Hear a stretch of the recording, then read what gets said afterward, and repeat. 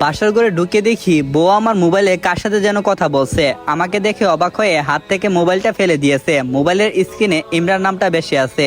আমি একবার মোবাইলের দিকে আরেকবার তাসফিয়ার দিকে তাকিয়ে আছি। তাসফিয়া মাথা নিচু করে রাখছে। আমি মোবাইলটা হাতে নিয়ে তাসফিয়ার হাতে দিলাম আর বললাম, ইমরান তোমার কি হই? তাসফিয়া উত্তর দিল, আমার খালাতো ভাই। তখনই তাসফিয়াকে জোরে একটা ধমক দিয়ে বলছি, প্রথম রাতে মিথ্যা দিয়ে শুরু করছো, আর বাকি জীবনটা তাহলে কি করে কাটাবে? তাসফিয়া তুতলিয়ে তুতলিয়ে বলল, কি মিথ্যা বলছি? যেটা সত্যি আমি সেটা বলছি। ইমরান আমার খালাতো ভাই। আমি বললাম, ঠিক আছে, তাহলে ইমরানকে কল করো, আমি ওর সাথে কথা বলবো।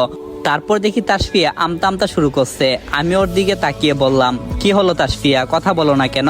তাসফিয়া বলল, সরি মিথ্যা বলার জন্য। সত্যি বলতে ইমরান হলো আমার বয়ফ্রেন্ড। আজকে অনেক কান্না করতেছে, তাই ওকে কল দিয়ে সান্ত্বনা দিয়ে দিচ্ছি। আমি বললাম, তার মানে ইমরানকে অনেক ভালোবাসতে? তাসফিয়া বলল, হ্যাঁ। আমি বললাম, তাহলে আমাকে বিয়ে করছো কেন? তাসফিয়া বলল, সত্যি বলবো? আমি বললাম, হ্যাঁ বলো। তাসফিয়া বলল, ইমরান এখনো লেখাপড়া করে, আর আমাদের পরিবার আমাদের সম্পর্কটা মেনে নিতে চায় না। আর এদিকে আব্বু আম্মু বিয়ে দেওয়ার জন্য পাগল হয়ে উঠছে। আমি বললাম, কেন? তাসফিয়া বলল, কারণ আমার ছোট দুইটা বোন আছে, ওদেরও তো বিয়ে দিতে হবে, তাই বাধ্য হয়ে আপনাকে বিয়ে করছি। আমি বললাম, বুঝতে পারছি। আসলে আমাদের সমাজে ছেলে লেখাপড়া করলে বা বেকার থাকলে তাদের কাছে কারো মেয়েই বিয়ে দিতে চায় না।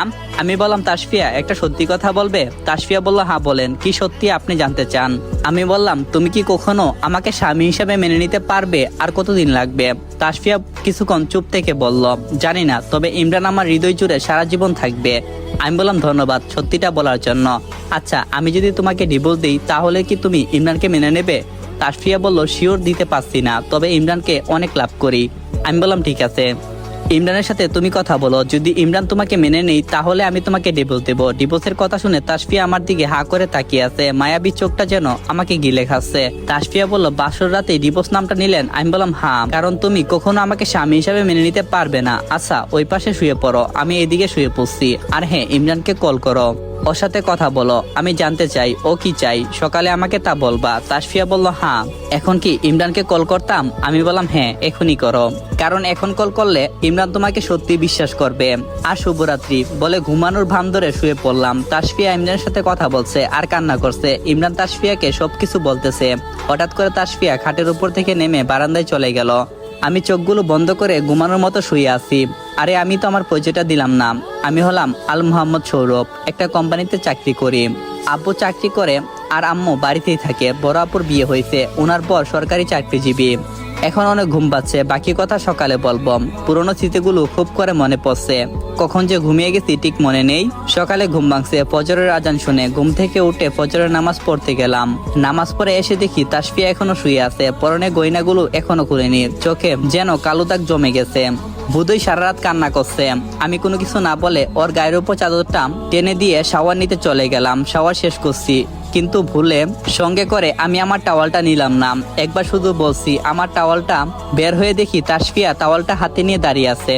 আরে তুমি আমার টাওয়ালটা নিয়ে দাঁড়িয়ে আছো কেন? তাসফিয়া বলল, বারে তাতে কি, আপনি ভুল করে টাওয়াল ফেলে গেছেন তাই। আর যদি কোনো কিছু মনে করেন তাহলে যেখানেটা সেখানে রেখে দেই। আমি বললাম, মনে করার কি আছে, দাও আমার কাছে টাওয়ালটা দাও। টাওয়ালটা হাতে নিয়ে তাসফিয়াকে জিজ্ঞাসা করছি, তাহলে আমাদের ডিভোর্স কবে হবে? তাসফিয়া আমার দিকে তাকিয়ে অবাক দৃষ্টিতে। আমি বললাম, আমি আবারও বলছি, ইমরান কি তোমাকে মেনে নেবে? যদি তোমাকে মেনে নেই তাহলে আমি তোমাকে ডিভোর্স দেব। তাসফিয়া বলল, হ্যাঁ নেবে, একটা সমস্যা আছে। আমি বললাম, কি সমস্যা? তাসফিয়া বলল, ইমরানের পড়ালেখা এখনো শেষ হয়নি, 9 মাস সময় লাগবে। এই 9 মাস আপনার কাছে থাকতে বলছে। আমি বললাম, তার কি করার, আর আমারও তো জীবন আছে, আমার আবার কাউকে বিয়ে করতে হবে। তাসফিয়া বলল, ঠিক আছে বিয়ে করেন, আপনি বিয়ে করলে আমি বাড়ি ছেড়ে চলে যাব।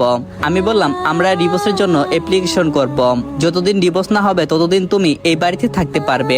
রাজি থাকলে আমি তোমাকে ইমরানের কাছে যেতে দেব, আর যদি রাজি না হও তাহলে কি আমার সাথেই সংসার করতে হবে। তাসফিয়া বলল, ঠিক আছে, আপনাকে ডিভোর্স দিয়ে আমি ইমরানের কাছে চলে যাব। কথাটা বলে তাসফিয়া চলে যাচ্ছে। ঠিক তখনই শাড়িটা পা লেগে পড়ে যাচ্ছে। আমি তাসফিয়াকে ধরে রেখেছি। তাসফিয়া তখনই একটা ধমকের সুরে বলল, আমাকে ধরছেন কেন?